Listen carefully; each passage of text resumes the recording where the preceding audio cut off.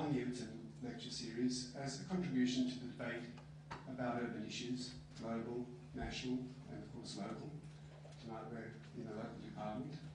And of course, it's part of our contribution back to the many supporters of our faculty, our alumni, those who give support through scholarships and through other donations, both in time and money. It's an important part of our engagement with the community. And I always said that it's better to have a house too full, and in a sense, we have it tonight. And to those who have suffered as a result of that, I apologise. We shall try and get our space planning a little bit better next time. Of course, we're supposed to be in the business of space planning, but it is a free lecture series, and we can never quite predict who will turn up. I think it's testimony to Clover's great attraction in the city that we get this sort of turn up. So we of course named the lecture series in honour of the international renowned Danish architect Utzon, and his son studied here, and of course gave us permission to use the name. He's a visiting professor. He's unfortunately he was actually mugged, and not in the city of Sydney, in the city of Man, if there is such a thing. And I don't mean that offensively, I'm not sure what they call themselves. And so he's had some surgery, and he's not able to travel here.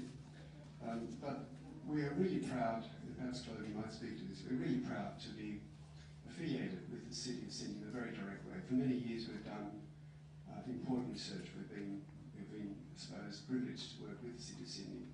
We call that our urban laboratory, and in more recent times we've formalised that arrangement with the Memorandum of Understanding to structure our research to be more strategic, to be more aligned with mutual interests. And we do have a fundamental mutual interest, and that is the issues that face the world and a city which is on the international stage and of great significance to Australia and to all people who live and visit here. And we are contributing to that by sharing our skills with the skills of the City of Sydney staff and the direction of the current leadership there to understand our city and learn from our research to guide policy and plans in the future. So we think this is a very important relationship that we value, and we are privileged to be part of it. And the Lord Mayor has been pivotal in the planning and strategic development of Sydney, and we really can tell the difference, and we look forward to all the differences in the future. It's visionary, it's important, it really addresses contemporary values, and of course it's always full of controversy, and that's the nature of design and managing cities. Perhaps it isn't, maybe I've got that wrong. So the first lecture was from another important person in the life of the city, the government architect, Peter Malta, who's also a visiting professor and also, of course, very much part of our community. And we're privileged to have actually our third lecture because we had a visiting writer on architecture in between Peter and Clover. But we've had two this will be the second of a very important focus for us, which is our people who really make a difference in the City of Sydney, coming here to guide us and to inform us and also to allow us to debate questions. So I also would really emphasise that all industry partnerships with those who are designing, constructing and managing our urban environment are really important for us. That's what we do and what you do in the community. And we are really a leading university and leading faculty in forging those relationships. It's evidenced by our really #1 rating in the country for ARC linkage grants and our strong areas of excellence in research areas, planning and construction, and also all the fields of design. So we are really one of the nation's leaders, and so we think probably, in fact, often the leader in many of those areas. So it's an important university, and we're lucky to be in the City of Sydney, and we use Sydney now as our laboratory for our students, and it really helps bring a dimension of reality to their experiences in education. So Clover, thank you very much for coming, and we look forward to your wise words and interesting words, and we also look forward to hearing everybody in the audience debate the issues that you might raise. Thank you. Thank you, Alan.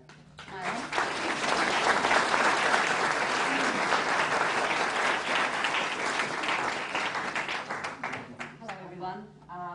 welcome. You look like a very crowded community meeting with something on your minds, but I'm sure, which I'm very used to having to manage, but I'm sure you'll probably be much more friendly than a distressed community meeting. So, I'd like to acknowledge the Gadigal people, the Eora Nation, the traditional custodians of our land, and pay my respects to their elders, both past and present. So, getting straight into it, the recent New South Wales election has delivered a new state government, an overwhelming majority in Parliament, and a strong mandate for reform. I believe that the strongest message from the people of New South Wales is that we've had enough of short-term decisions to feed the headlines, with long-term planning jettisoned for political convenience. New South Wales has been in a holding pattern because big policy and leadership had steadily deteriorated. There's been little interest in long-term planning, no vision or investment in our future, no action that would step on the toes of vested interests or the shock jocks. Our state's been lagging behind in effective action on global warming. There's been a lack of decisiveness on land use planning, and there's a backlog of vital infrastructure needed for Sydney's effective functioning and competitiveness. So now it's a time for leadership, vision and long-term planning for New South Wales. So tonight I want to talk about vision, but more importantly, action to implement that vision. Vision's become one of those weasel words that Don Watson damns so thoroughly. It's been reduced to the depth and complexity of a cereal packet blurb, our vision for your breakfast. It's also been detached from implementation, and I think that's what's concerned me most. The work to translate the ideas into reality and provide the assurances that promises won't be forgotten once the 24-hour media cycle moves on.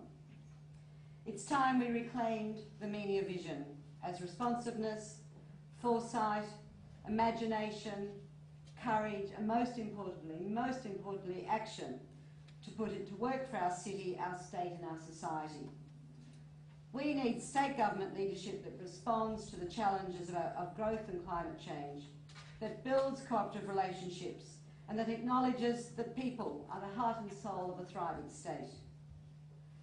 Last year we celebrated the bicentenary of one such visionary, Lachlan Macquarie, who found a ramshackle penal colony and envisaged its transformation into a civilised Georgian town.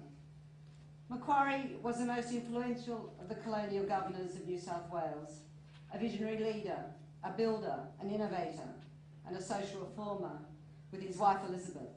He helped create modern Sydney through ambitious and significant social and community projects. These included public works, currency development, the creation of Australia's first bank, setting aside land for open space and public use, notably Hyde Park and the Sydney Common, that's Centennial and Moore Park, which we have to continue to fight to retain, Sydney's first public buildings and the development of townships in regional New South Wales.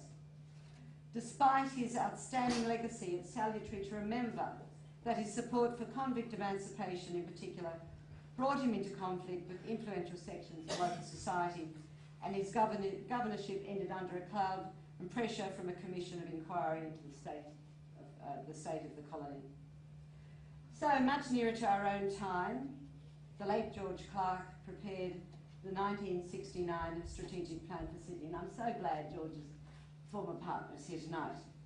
George's vision had 4 objectives: to improve city management, city accessibility, city diversity, and city environment via 16 major policies and over 80 action priorities. He looked at land use and built form, at community services, at finance, at tourism, leisure and learning, and pollution control. One of its early achievements was the creation of Martin Place from a series of city blocks lined with handsome buildings, but acting then chiefly as a traffic funnel. Some of you probably can't even imagine that. George wanted to restore some civic dignity, to provide a fitting setting for the GPO and its fellows, and provide a sunlit space for pedestrians and people to congregate. Naturally, he was howled at. This would make traffic and commerce and the business of the city impossible, so his critics said. Happily, he got his way there, as he did in his bid to persuade them to preserve the Queen Victoria building. A former mayor wanted to actually demolish that for a car park. George was at once planner, he was activist, and he was visionary. And his legacy to Sydney lives on, not only in the city's physical fabric, but also in the thinking and the values we bring to planning today. His belief that people had a right to help shape the future of their city is one that I share, that we share at the city, and it informed every stage of the development of our Sustainable Sydney 2030 plan. In 2006, the City of Sydney began work on our long-term plan for our environmental, economic, social and cultural sustainability. We wanted a vision that would inspire support so that long-term work would continue, no matter who is in government in George Street, Macquarie Street or indeed even in Canberra. We commissioned extensive research and commenced historically broad consultation with residents, with business, with government, with retail and with other sectors, and of course with architects and planners. There was an extraordinarily high degree of consensus on the major issues facing Sydney. Among them was climate change, the need to reduce our carbon footprint, traffic congestion and the need for a 21st century public transport system, the lack of connectivity across our city and the need to reconnect our city to the harbour and surrounding urban villages. People told us that they value Sydney's social cohesion and diversity and they want it strengthened. They want a lively nightlife with a greater choice of venues and activities. They want improved public spaces and a green city. And they want opportunities for artists, for writers and start-up businesses to flourish in our global city. They want Sydney to retain its livability while continuing to evolve as Australia's global gateway, to be a city that reaches out to Asia while providing a real and inclusive future for our Indigenous and immigrant communities. In people's responses, we saw a local manifestation of the worldwide demise of the modernist ideology of grand-scale planning. We saw support for traditional city design with small blocks, fine-grained diversity of uses, and housing and business oriented to the street because it makes cities safer, more accessible, more sociable and more sustainable. We summed up those aspirations in the words green, global and connected. Green means making the city an environmental leader, promoting new green industries to achieve economic growth. It means reducing greenhouse emissions through the demand reduction and through green infrastructure which will reduce our energy, water and waste. It means helping contain the Sydney region's footprint by integrating new housing with transport and other infrastructure. Global means maintaining Sydney's position as Australia's global city with premium spaces for business, for high quality jobs in the city centre and a range of social, cultural, recreational facilities that will support residents, attract and retain global talent and also appeal to tourists. It means embracing innovation and new generation technologies and to link into global cultural networks, and it means taking part in global knowledge exchange. And thirdly, a connected city will be easy to get around and have excellent networks for walking and cycling, both in the centre and out to the city villages. It will be easy to get to with an upgraded regional transit network. The city villages will also be socially connected with strong residential communities served by activity hubs that provide food and cultural activities and services within walking distance of most residents. Relative equality will be improved by an increased share of affordable housing and improved access to existing services.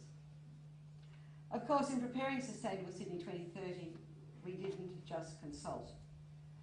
We also sought advice from the best experts we could find.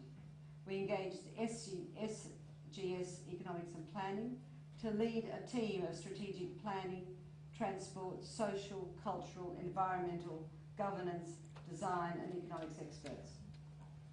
The consortium included respected organisations such as Simpson & Wilson, Hill Palace, Kinesis, Australia Street Company, Strategic Economics, Jeff Anderson, Neil Prosser, Wilbur Consulting, Anagram Studio and Griffith University. We also engaged a team of architects and urban planners and urban design firms to develop projects such as Hassel, Bates Mart, McGregor Westlake and Architecture, Neeson Murcutt, Russell Olsen Urban Projects, Johnson Pilton Walker, Tony Caro Architecture, Tonkin Zalika Greer, Lacoste and Stevenson Architects, Merriman Design and Anton James Design. We asked them to critically analyse Sydney's strengths and weaknesses. Sydney undoubtedly remains a growth magnet, attracting residents and jobs, but the inevitable parallel to that is increasing pressure on available land, on infrastructure and services. While we play a global role in finance, business and services and the knowledge industries, we face fierce competition from other cities in the Asia Pacific, especially Singapore and Shanghai. We have world-class educational institutions within city boundaries, but underdeveloped and underappreciated culture of knowledge and learning, especially in the new literacies.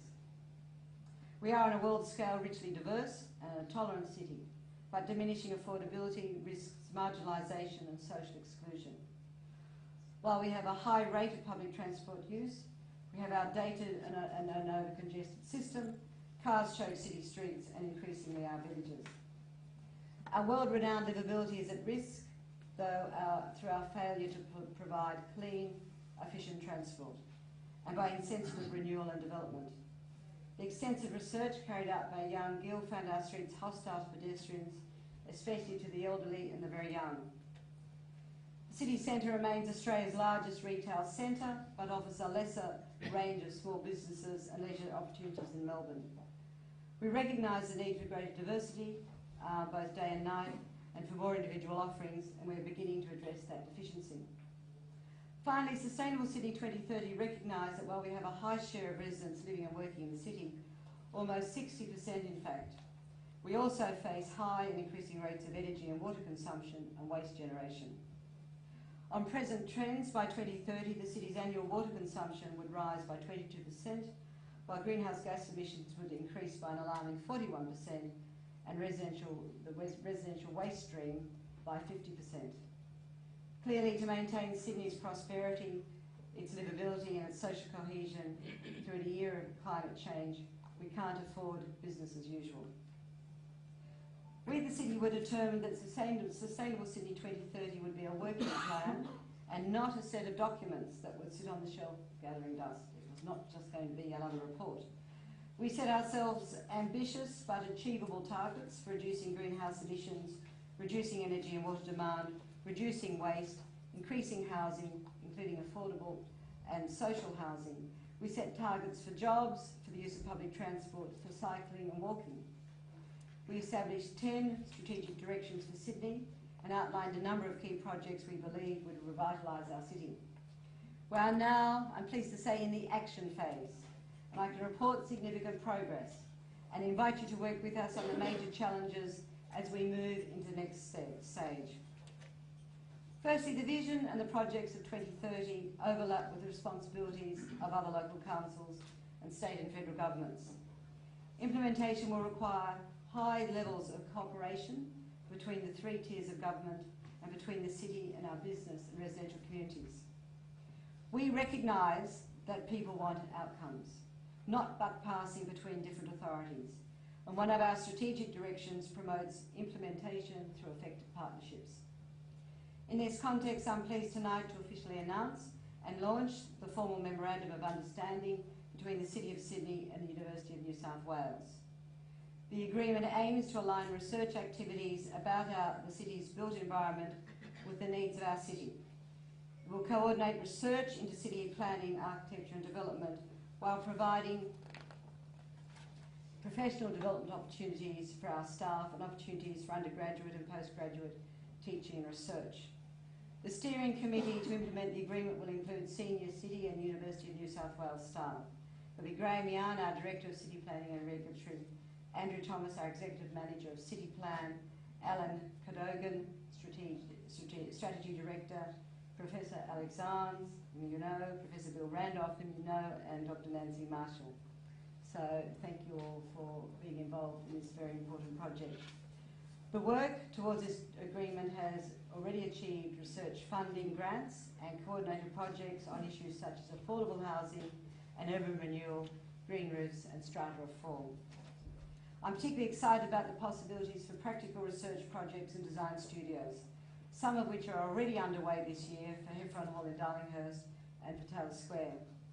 These projects provide immediate practical benefit for complex city projects, while equipping the next generation, equipping you, to better understand and solve, through urban design and planning issues, those very challenging, those great challenges that we face. We've taken a cooperative approach with the public sector.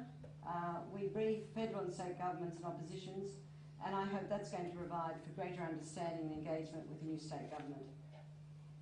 I've written to the new Premier offering further briefings and discussion. The City of Sydney had signed a memorandum of understanding with the previous government, and I invite the new state government to consider a similar formal agreement to guide action. With the Council of Capital City Lord Mayors nationally, I've pursued federal cooperation and practical action for our cities, where the majority of Australians live. Sydney's inner city mayors, they're the councils surrounding the city, now meet regularly, and we have completed an integrated regional bike plan to guide future work and funding, and our joint submission on affordable rental housing opportunities secured $500,000 in federal funding. The work we've done can speed up progress on key challenges for the new state government, including addressing transport and congestion, providing for housing, strengthening the economy, and taking practical action to address global warming. But the city is not waiting for others to act, and we have significant projects underway. We believe that if the city leads, others will follow, and we're seeing an encouraging response, especially from the private sector and just recently from the federal government. Great meetings last week, great meetings coming up tomorrow. The second 2030 strategic direction reflects our determination that the City of Sydney be a leading environmental performer. To play our part in tackling global warming, the city has committed to reducing greenhouse gas emissions by 70% on 2006 levels, and we're going to do that by 2030. Without strong action, our emissions will rise to over 6 million tonnes per annum by 2030. Our research identified the range of strategies needed to achieve our target, which are graphically depicted on what we call our waterfall chart. Why that's salutary is that it just tells us all the things we have to do. It's not just about one thing like carbon tax, it's about many, many things that we have to do, and we are addressing all of those things. I'm pleased to say that our work puts us on track to meet that target, and you'll see at the end here we've got a 17% deficit when we first did this work, but we're actually addressing that shortfall now in the work that we're doing. So we are actually finding we can do more than we envisaged back in 2008. We became Australia's first carbon neutral council through a combination of reduced demand, green power and carbon offsets. We've completed extensive building retrofits to reduce energy and water use. We've installed one of the city's biggest solar panel arrays on the roof of Town Hall. And we've established a renewable energy fund to continue installing renewable systems on our own buildings. We've trialled energy efficient LED street lights, and will install the proven products on all our 8,500 of the city's public lights. The trial indicates energy use can be halved, and we hope that Energy Australia would join us to replace its 12,000 plus street lights in our area, followed by a metropolitan-wide program. And that would halve energy use, street lights throughout the whole metropolitan area. Our most significant progress is being achieved with the help of Alan Jones, previously advisor to the former London Mayor Ken Livingstone. He took the borough of Woking off the electricity grid. With his expertise and experience, we are completing ambitious plans for integrated trigeneration, for renewable energy, for water recycling and alternative waste treatment. Our goal is to reduce 100% of Sydney's energy needs locally by 2030, which isn't really so new since cities as diverse as Copenhagen in Denmark, Seoul in Korea and New York in the US have extensive district energy heating and cooling systems, and New York's had it since the 1880s. We envisage 70% of our local government areas' energy coming from trigeneration and the remainder from renewable energy sources. Local trigeneration systems are 3 times more energy efficient than coal-fired power plants because energy doesn't have to be transmitted over long distances, and the plants capture waste heat from low-carbon heating and cooling for buildings instead of high-carbon grid electricity. Many buildings in Sydney already have low-energy systems, and our master planning will provide the opportunity to expand the network. It will provide the opportunity to expand and network these systems. Just this week, Council endorsed further work with the private sector to turn our own city-owned properties into the basis for low-carbon precincts. Over the next 3 years, electricity prices in New South Wales will rise by 42%, with much of the increase related to the proposed $18 billion network upgrade just to shift dirty electrons from the Hunter Valley and elsewhere to Sydney. Local trigeneration will make much of this work unnecessary and will eliminate the need for any new coal-fired power stations, which could cost anything between $3 and $4 billion. The trigeneration network will also provide us with pathways for decentralised water and automated waste collection systems that will piggyback onto the trigeneration routes and stations. It's very exciting. Private commercial building tenants, who are responsible for almost half the emissions in our commercial buildings, have embraced the green agenda because they know it's good business. Our City Switch program, coordinated through the Council of the Capital City Lord Mayors, is attracting ever more signatories who understand the benefits to their business and to a sustainable environment. The City of Sydney acts as the national administrator for the program, and by June next year we aim to have over 1.3 million square metres of office space in the program. That's equal to 1/5 the total net lettable area in Sydney, North Sydney, Parramatta and Willoughby. I just have some water. I usually only talk for 10 minutes, it's much longer. Linked to our environmental goals and also contributing to livability and economic outcomes is our strategic direction to secure integrated transport for a connected city. A sustainable transport network will deliver more and healthier choices.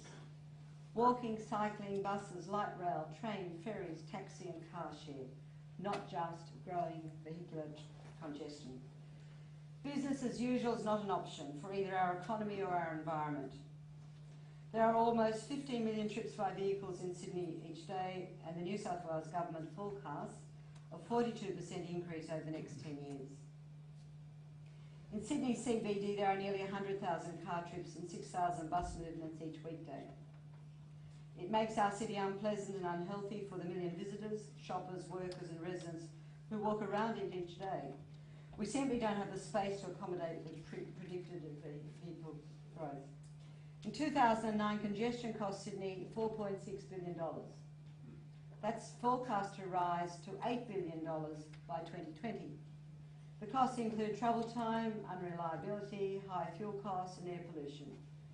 And road transport produces about 9% of greenhouse gas emissions in Sydney. To stop Sydney grinding to a halt, we need investment in light rail, heavy rail, cycling and walking.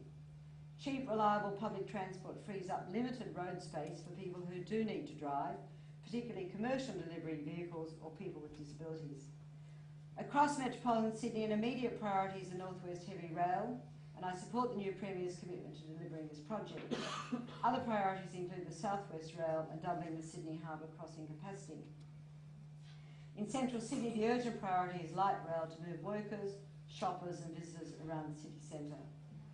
One light rail vehicle can replace 3 crowded buses or 150 cars, and it's quieter, it's faster, it's more reliable and it's more accessible.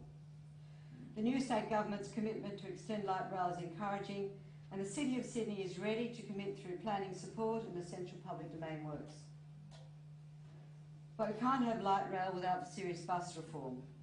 The city centre has too many buses, and the more the government crams in, the more unreliable they become. The endless line of buses choking our city centre is proof of a failed bus system.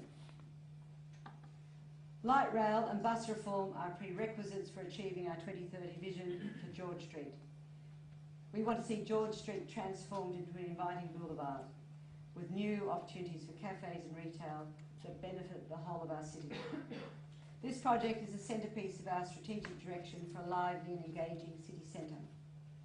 Our vision is to recreate George Street as the northwest spine of the city, with 3 new public squares at Circular Quay, Town Hall and Central Railway, giving priority to public transport and pedestrians.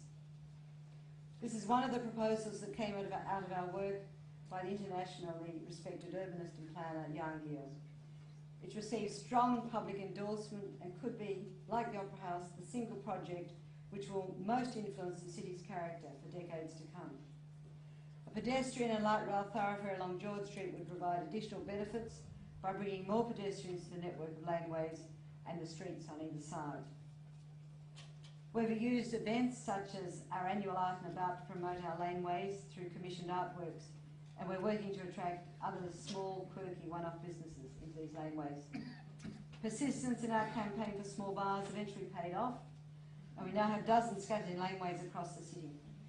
And we're working to attract a wider range of people to enjoy the city centre at night, looking at everything from better transport, late night shopping and cultural activities to safer streets, pubs and clubs. And I've got to say, I went to Jurassic Lounge last night at the City Museum and it's fabulous. And it's just what we want people to be able to do into the night. Wander around wonderful dinosaurs with amazing lighting with a glass of wine and hear fabulous music and talk to people. It's really great. And it's absolutely packed with young people. Young, and none of them are drunk, and none of them are violent, and none of them are beating anyone up. They're very respectful of all those dinosaurs. So Young Gill's advice has also guided our work in creating a city for walking and cycling. A livable green network will be safe and will provide safe and attractive walking and cycling routes, linking city streets, parks and open spaces, and our villages and main streets to the city centre and to each other. We're working to improve pedestrian amenity, reducing the speed limit to 40 km in the city centre and improving peak hour bus reliability. We're introducing shared zones in places like Barrack Street and some streets in Chinatown, where our work will preserve the unique character of Chinatown while creating more attractive streets for pedestrians. There'll be striking new public spaces, increased opportunities for events, markets and outdoor dining, and more trees and plantings. And of course, if you haven't been to Town Hall lately and seen Sydney Square, where we have a whole lot of deck chairs, and we put them out some weeks ago, and as soon as we put them out, people sat in them. They rearrange them each day, they sun themselves, they read their books, they meet their friends. And so it was an idea that inspired us from New York, where they put deck chairs out in Broadway and people sat in them.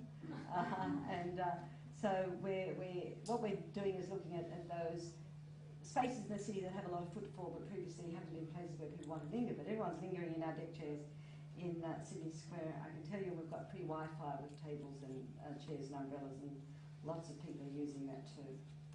So I just want to say, though, that many things that seem relatively simple turn out to be excruciatingly slow and hard to do in Sydney.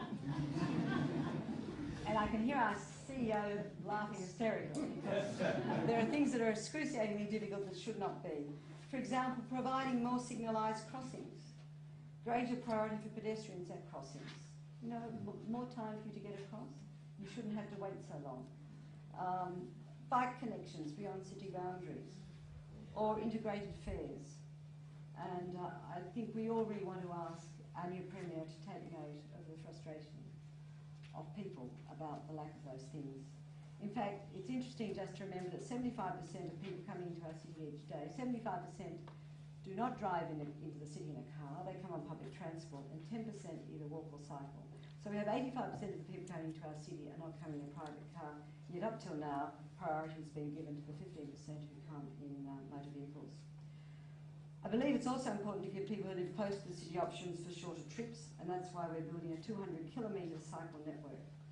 We know cycling is not for everyone, but more people are getting on a bike, and we want to make it safe and viable for those who choose that transport option. It's a transport option, not for everyone, but we want to make it possible for those who want to do it.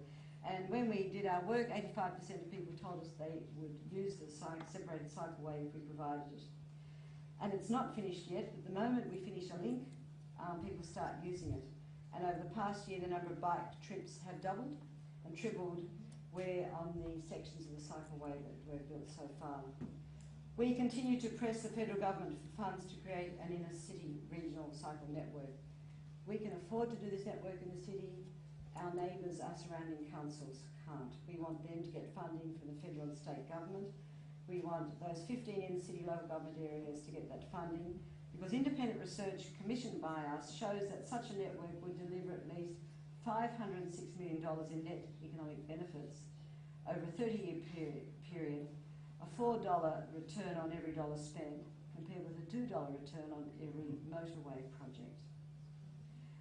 If we achieve our 10% cycling target, currently we just have 1% of trips by bike, the regional network could reduce Sydney's traffic by 4.3 million car trips a year, and that's a significant savings in congestion costs, noise and air pollution, and reduction in greenhouse gas emissions. Our 2030 strategy involves major cultural shifts to out of a leading green and global city. The anti-cycling campaign highlights that change is difficult. I mean, it's revolutionary in Sydney, in other cities it's just what they do.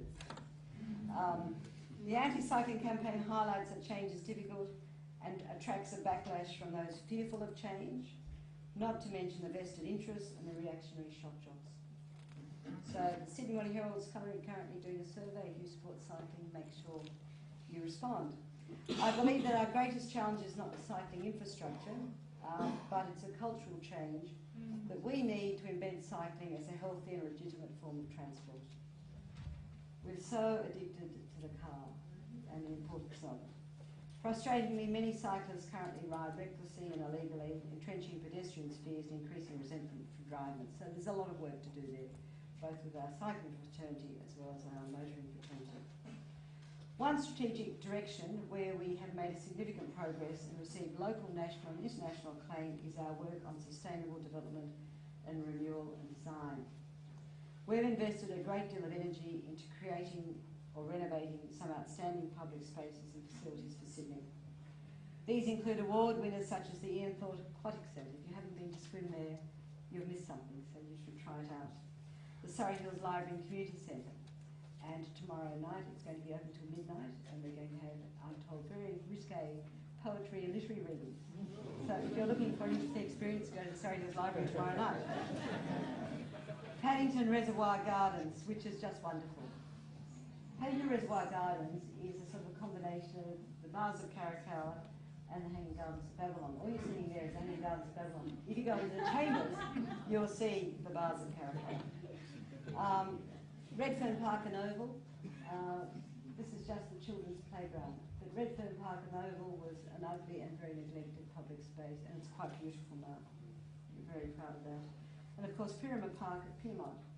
My team hadn't been elected to be a block of flats, and we have some people sitting in this room tonight who were involved in that project, and it's an extremely beautiful project. Haven't been down to Pyramid Park at Pyrmont, the end of Harris Street, you should visit it. Your children particularly will love it, as will you.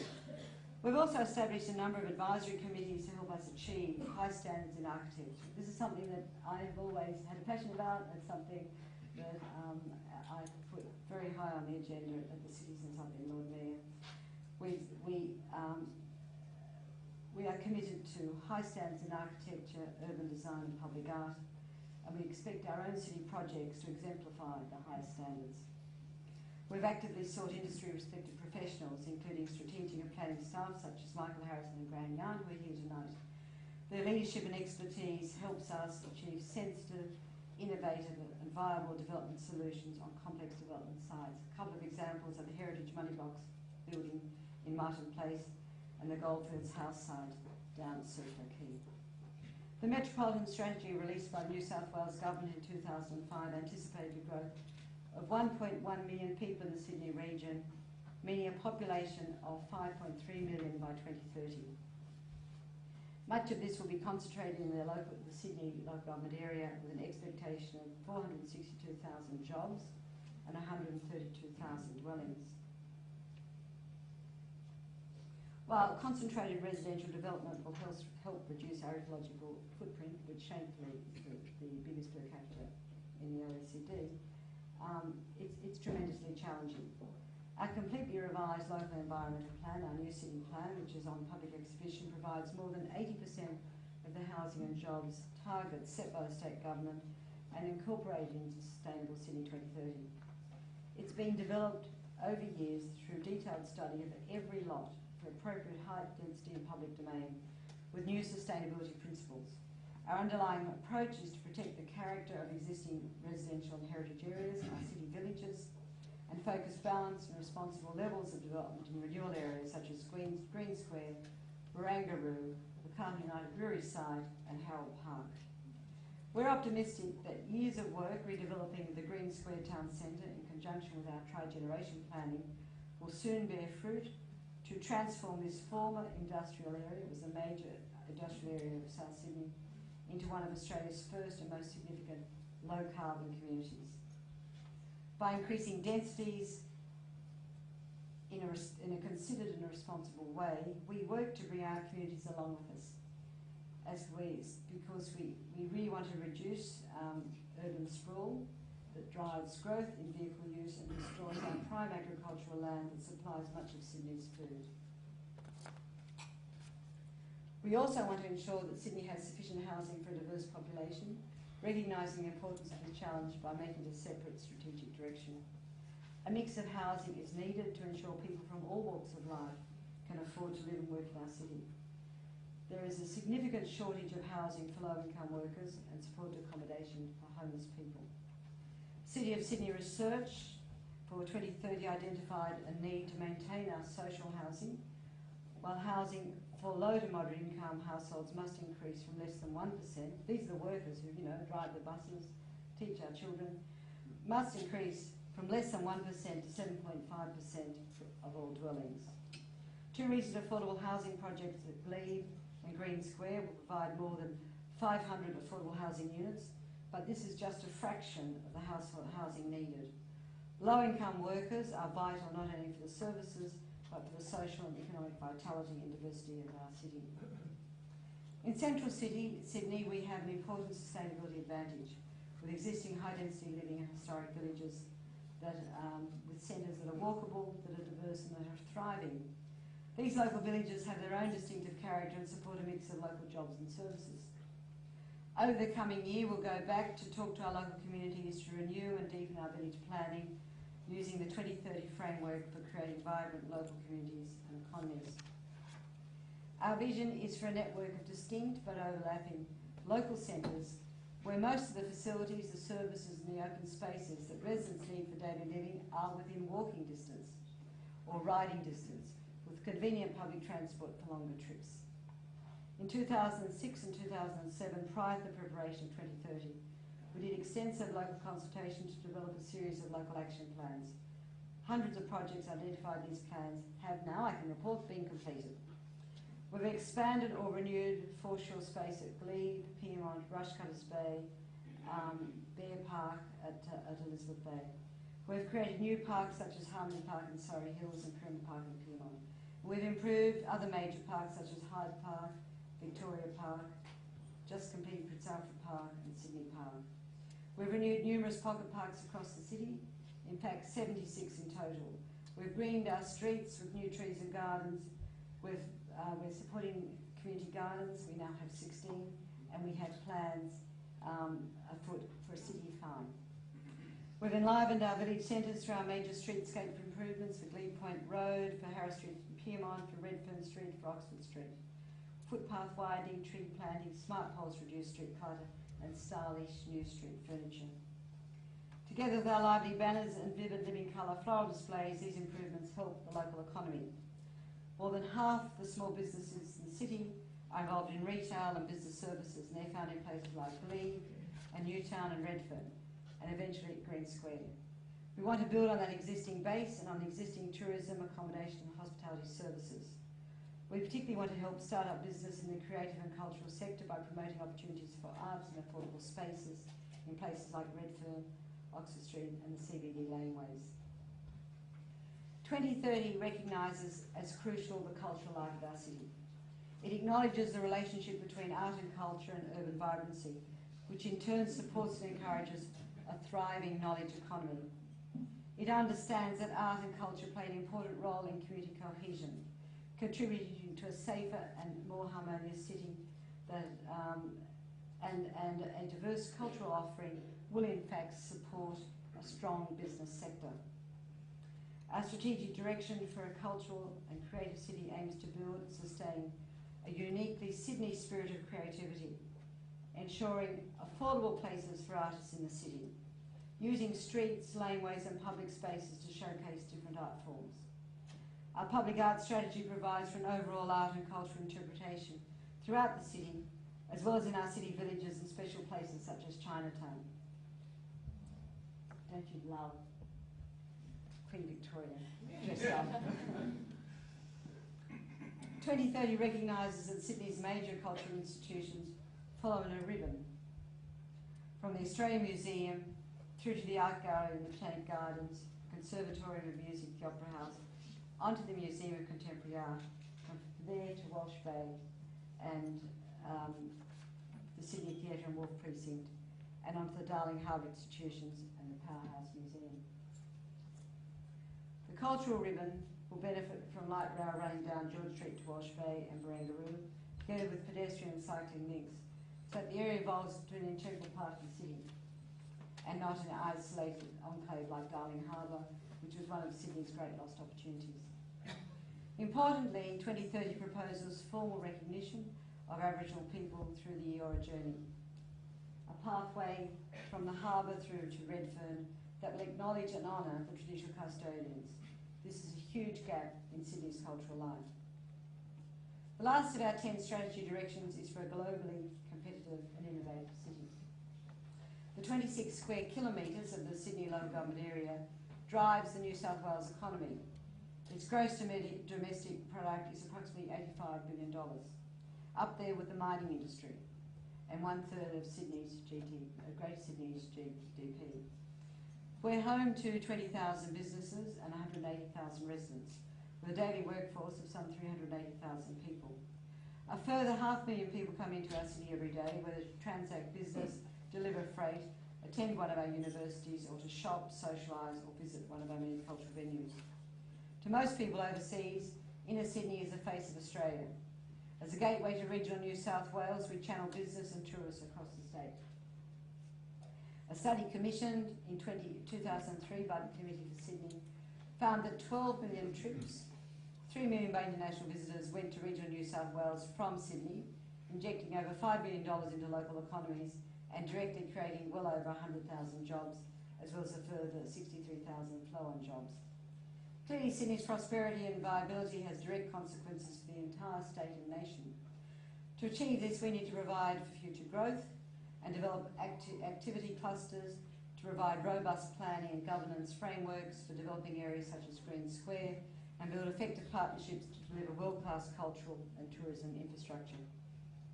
And so to conclude, Sustainable Sydney 2030 presents the case that a well-planned and well-governed city can provide a vibrant economy and high living standards whilst reducing unsustainable greenhouse gas emissions.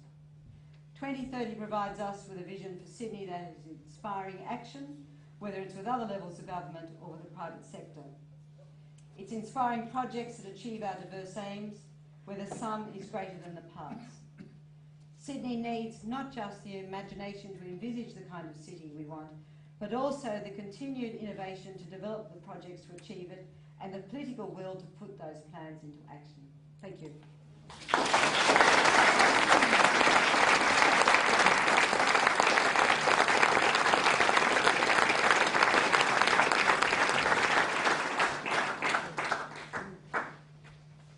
Well, I think we've just thanked the Lord Mayor. And I think that was not working. Yes, sorry. I think that was a stunning presentation. It gives us great faith to be living in Sydney. I think we can see our future, and it's absolutely spectacularly exciting to be here. So I think perhaps we have got some time for questions. It's been a visually extraordinary experience to look at it, and to hear your words is really inspiring. So thank you. Maybe I can just call for questions. Yes. I applaud your work on cycleways in the city, and also note the comment you made about the need for cultural change.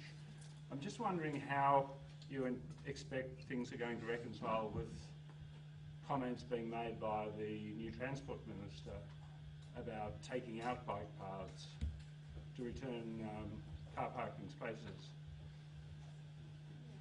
That's why I suggested that if you are supportive of another transport option like cycling, you might let the Sydney Morning Herald survey know, because I think the one thing our our elected representatives, our governments take notice of is what's in the media. And I think that there's been a very strong response today. In fact, when I saw the figures just before I left Town Hall, it did say 70% of people supported our cycling program and 30% were against. But as I said, this is not easy. And what I wanted to present to you was all the things we needed to do. And we know it's hard. And we take our responsibility to sponsor change in a responsible way. We do try to take people on the journey.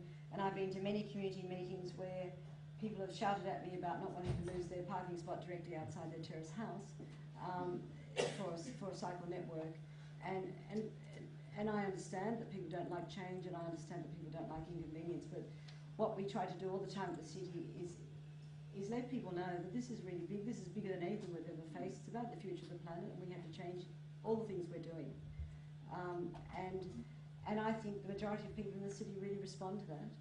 In fact, 97% of people surveyed when we did this most comprehensive consultation for 2030, the most comprehensive ever undertaken in the city, 97% of people said they want us to address global warming. Well, then we have to take all those steps that we've talked about, and cycling is an important part of it. But, you know, in other cities, the relationship between pedestrians and cycling is very gentle. In Nagoya, wide footpaths and cyclists and pedestrians just share it. There's no big deal. The cyclists go along in their silk dresses and their suits nice and slowly. The pedestrians walk by and everyone's very friendly. And, you know, in Nagoya, no one even locked up their bike. You know, it was that sort of environment. Well, we have a different environment, a more aggressive environment in Sydney. So what we're trying to do is calm it down and get people to be respectful and get people to acknowledge that the road is public domain and belongs to us all. It doesn't just belong to motorists. It doesn't just belong to pedestrians. It doesn't just belong to cyclists. It belongs to us all. We've all got to be respectful of each other. And we are doing, and I've said to Monica and staff, our big project is to take people on the journey of cultural change there. And it is big, and we're doing lots of things, and we're really wanting the other tiers of government to work with us on this because it's really important, and it's what other cities are doing too. And I mean, we're all facing the same problems in terms of having to bring down our emissions, and transport's a very important part of that. My question is around all your changes that are happening around the transport system in the city. A lot of that seems to favour daylight hours, so I'm curious to know what sort of initiatives are being brought in for people that might visit the city at night after going to the Opera House or going to a movie or doing something, because I think a lot of people may use different forms of transport depending on the time of day and might be concerned about like security and safety at night. So what initiatives are going to be brought in there? That's a very important question. I guess one of the frustrations about city government is that we don't run the transport system. We'd love to, because we do it better. But one of the very big issues that we've been dealing with is alcohol-related violence in George Street, Oxford Street, and the city. And we're really embarking on a very exciting program, and that's why I mentioned Jurassic Lounge, because what's happening at Jurassic Lounge on Tuesday night, at least for the next 3 weeks, and they're going to do a winter program too, is providing a place for young people to go that is interesting, exciting, talk to friends, listen to great music, see some amazing things, have some wonderful experiences. So we want to really get a very nighttime economy. We want galleries to stay open, museums to stay open, retail to stay open, and transport to remain functioning. So that's part of a multifaceted program that we are now doing a lot of work on to take to the state government. And it's one of the things we'd like to partner with them, because it's about, you know, it's about the economy, it's about having a vital diverse nightlife, and it provides places for people to go which doesn't just involve getting really drunk and bashing someone up, which is what is going on currently in certain parts of the city. So transport is an absolutely crucial part of that. I mean, we're doing things that we can do, like increasing stop-down places for taxis, and we're really promoting car sharing, that's dramatically increasing, but we really need public transport.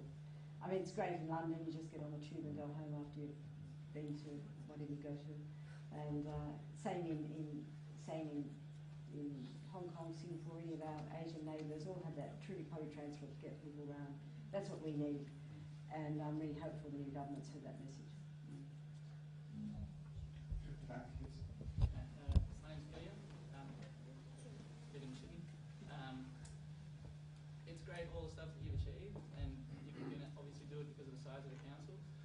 I live in Randwick Council, and the most they can achieve is garbage collection and park maintenance. Even that's not great. Is there any scope for merging the councils or anything like that?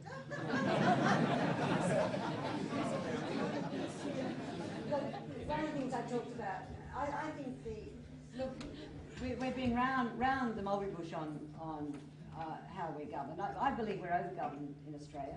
It's one of the reasons why I represent Sydney at the state and city level. I think we should have central and regional government, remove the tier of government. Simply hasn't happened. And I think given the governments don't really want to go near this, that we've really got to develop those partnerships. And so I showed you the images of capital city Lord Mayors. We've been really effective in getting cities put on the agenda, the national agenda. And we have an inner city regional group of councils that work together. And in fact, yesterday when we were under assault from the new Transport Minister about cycling, Randwick City Council put out a press release supporting our cycling program, because we have done with them a plan for the whole inner regional area. So, and everything we do at the city, we share with those surrounding councils, and we think that's a very important part of what we do. So, I mean, Monica regularly meets with those other general managers, and we just, everything we do, we share. And I think given the rate at which global warming is accelerating, we don't have time to waste. We really need to get on and just do. We need to learn from each other, and then we need to put it into action, because, you know, the clock's ticking. I think I saw this person. Hi, Trent from Hustle. Now that you've had a few years to test the vision, I was just wondering, are there any projects or plans that have turned out to be spectacular failures? And are there any new projects or plans that have grown out of the last few years of testing and developing your ideas? Well, I think you can see how comprehensive the plan is. You know, it's a big plan. And I can say no, I don't think there have been any spectacular failures. We are a very challenged workforce, but I think everyone likes coming to work because we do good stuff. And we've got an amazing amount to do. And I have one of my favourite things that I talk to everyone about is parallel priorities. So we do many good things at once. And we're really running, but it is very exciting. I just see it as an opportunity. I came in with a majority, with a great CEO, I've got great staff, we've got huge challenges and we're getting on with it. And it's really very exciting, and it really is. It's probably the most important thing I've ever done in my life, and the whole of my political career has led to this. And it's, you know, as I meet city leaders, I go to there's a conference called a C40 conference, and it's about major cities from around the world who have come together to address global warming, and we go to that and we share what we're doing, and then we learn from other cities and we go away and do it. And really, it is a very, it's an incredibly important time in our history to do the things we've got to do, and to also get those other tiers of government to work with us to do it. And I've from time to time got pretty depressed about, you know, not getting cooperation from the state government, for example. And it was really quite encouraging to go to a conference in New York and talk to all these mayors from you know, around the world who all had the same problem. So, and we were addressed by Bill Clinton at one stage at a dinner, and he said, you know, you folks, you represent about 400,000 people. There's a number of mayors sitting in this room, and he said, that's a lot of folks. And he said, I really like mayors because in the morning they get up and do something. And I think that about sums it up. So we're probably finding the projects that we identified are really big, and they do take us in various directions, and they are very exciting. Jasna Dilevska. I'm an architect running my own practice, very small practice. I lived in London for a number of years, and I'm wondering if you're planning to introduce congestion charge here. Has it been considered, or have any studies been done in that respect? So the question was, we considered introducing a congestion tax. Well, again, the city doesn't have the power to introduce a congestion tax. And do I support a congestion tax? And I know that it's been very successful in London and in Stockholm and in Shanghai, I think. Singapore, yes. And if we had a very modern, efficient public transport system, you could even probably consider it and promote it for Sydney, but we don't. And so I think that it's probably not going to be considered until that happens. On the back of that congestion tax, how nice would it be if we reduce all the carbon fumes, carbon whatever you want to price it? Why don't we introduce free public transport from Moore Park and from Glebe, so all the students would have, anyone would have. We don't have to worry about all the taxis coming in. Everyone just jumps on a civilized bus system that goes straight to the city, and there'll be buses taking people out. And all the senior citizens will come in, and we'll have a vibrant Sydney. So why can? Are there plans for it's that? a really good economic suggestion, as a matter of fact, We already have to that reduce connection congestion. in class, which is fantastic. But because it's quite like a limited route, not many people use it. But if you have an extended network, can you imagine all the traffic will just stop? And beautiful pedestrians and cycles moving into the city, you know, and all that lovely tourists will be so happy. Look, I mean, that's suggested from time to time. I think people in Sydney would be quite grateful to pay for an effective public transport system. You know, I think people are just really frustrated by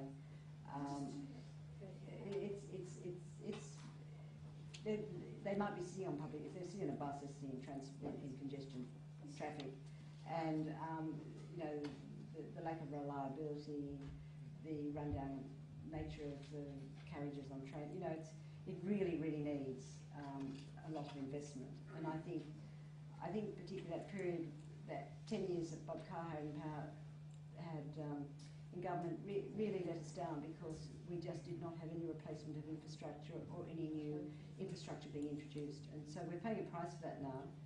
And this new government has a big lot of catch up to do, and it's absolutely critical. And I think people will be quite happy to pay for it. I mean, I think it is quite a good economic suggestion to reduce congestion, to provide good free public transport, and I know they do it in other cities. But we're so far behind in just even providing it. You know, I think we're all quite happy to pay for it.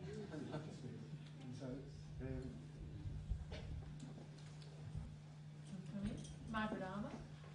I'd like to know what can we do to prevent Barangaroo becoming that spectacular failure.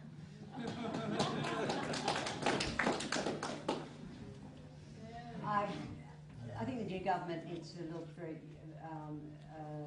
take a deep breath and assess Barangaroo and not proceed with it in its current form. And there are key things that I believe it needs to do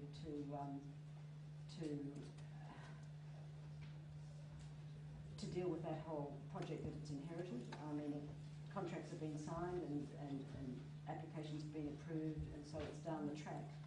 But the Hotel in the Wood hasn't yet had development application approval, and it may be possible to refine the buildings that have had approval and refine any other development applications. The toaster as well, that once the contracts were signed, we were forced to accept the toaster, and now we've got the same situation again.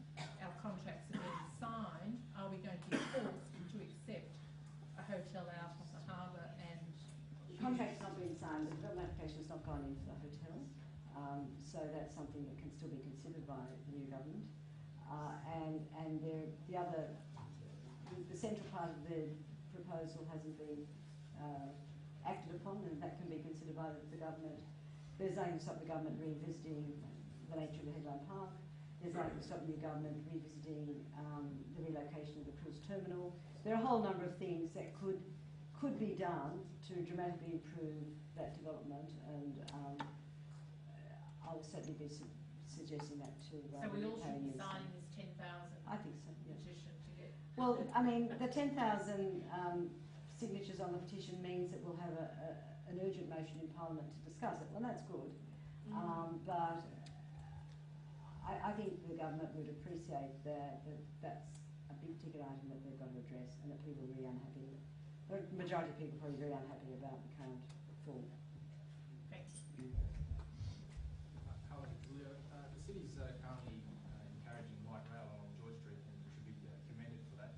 Just wondering whether the plans also considered a subway system, particularly as most successful cities seem to be longer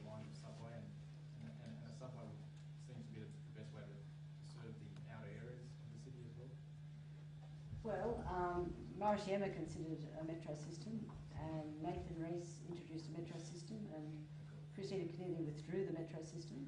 And I think the new government will probably feel more comfortable going with light rail for the moment, and actually building it.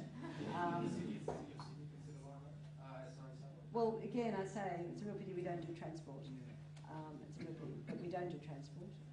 And I do believe that the three major projects are the Northwest and Southwest rail links and improving capacity over the harbour. But in the city, we need light rail. And I mean, we've done a lot of work on this in the city because whilst we're not responsible for it, we're a bit cheeky because we identify what others need to do and then lobby them hard to do it. And I know there, when we were doing work a few years ago about transport in the city, we had quite strong advice that at this stage of our development, light rail would be adequate, but you know, down the track, a metro would when our population has increased, we could need a metro. But you know, those people that Rouse Hill was designed to include a rail link, and it hasn't got a rail link, and so all those people drive their cars. You know, that's got to be urgently addressed. Ken Hassel, University of New South Wales. Simon, thanks for a wonderful talk and your leadership, which is very important to this city because there's not much else. I just want to talk a bit about or ask you a little bit about the issue of the new government's position about urban development and fringe development versus inner city development. And I think it's a really critical issue for the future of our city, and I wonder what role the city can play in demonstrating the viability and attractiveness and effectiveness from a sustainability point of view of a vibrant, dense city. Well, from the work we did for Sustainable Sydney 2030, the research showed that, I mean, we've got two statistics of which we can be very ashamed. One is we have the highest rate of obesity, and the other is that we have the biggest ecological footprint. And it's quite shameful. And it's the historic nature of the way we've traditionally created our cities. And of course, what's happened in the inner area over the last couple of decades, more and more people have moved into the city. And what's happened now, and I noticed it particularly during the campaigning for the last state election, a lot of our villages have changed dramatically. The people that used to move out once they'd had families are staying in the city now. So we're now a city of lots of families, whereas you know, a couple of decades ago we were a city mainly of young people or old people. So that's changed, and it may be that now in most relationships both people work and they have childcare needs and they work in the city, and so it's a much better outcome for them than having to sit in all that traffic and lose family hours.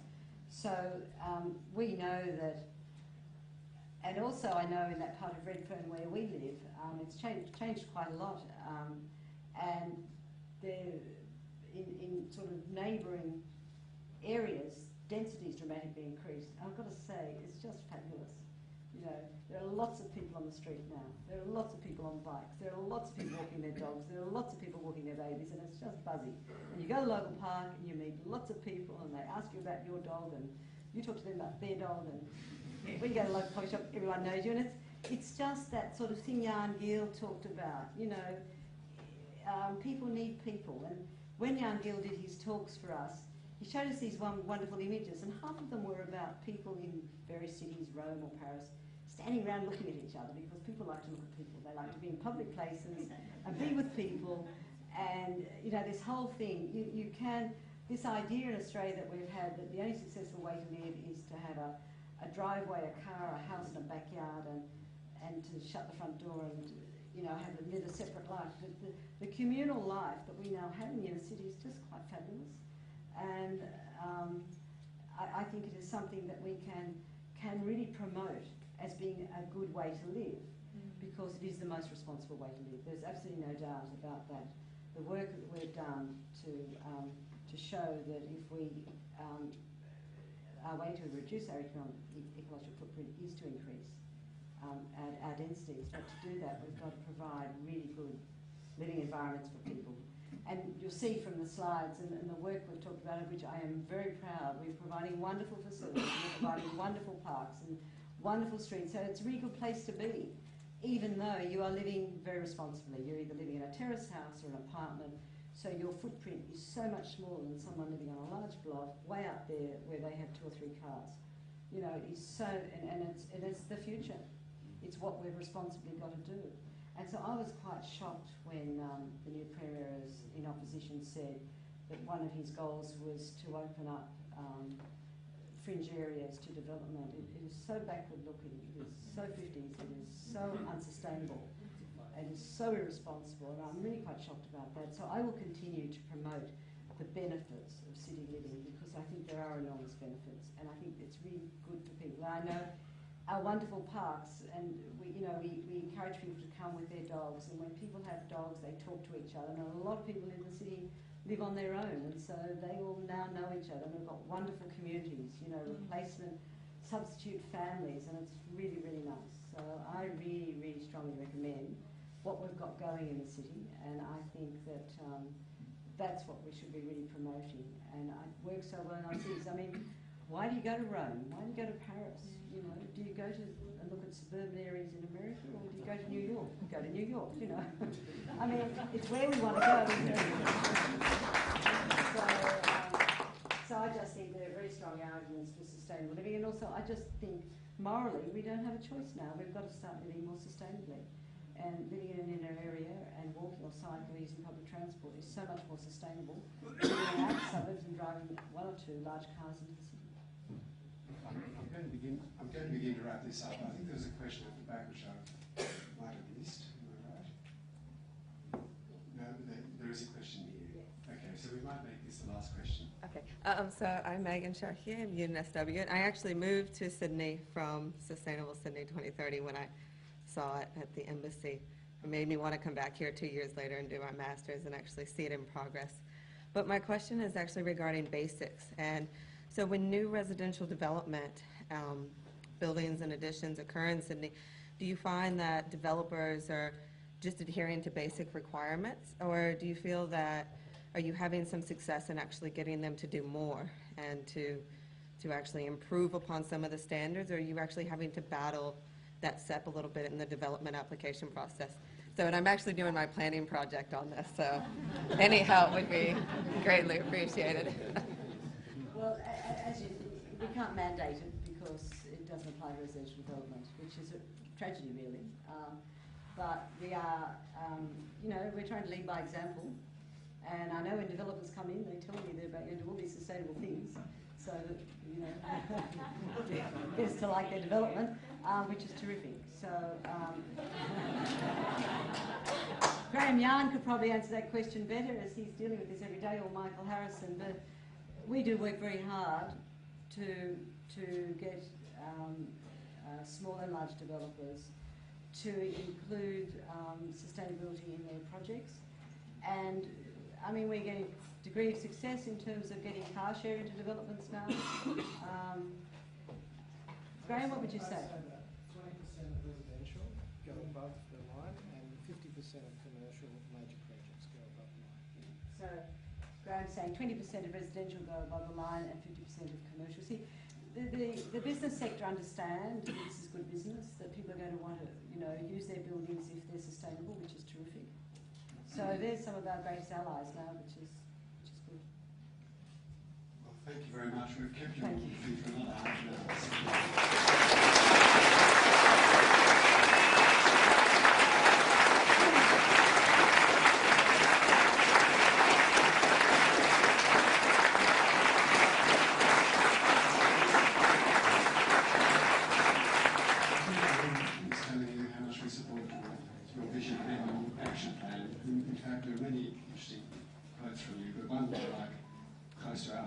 many things that are relatively simple to conceive are excruciatingly difficult to implement. So we think identify with that, and we really do understand the enormous cultural change that is embodied in the work that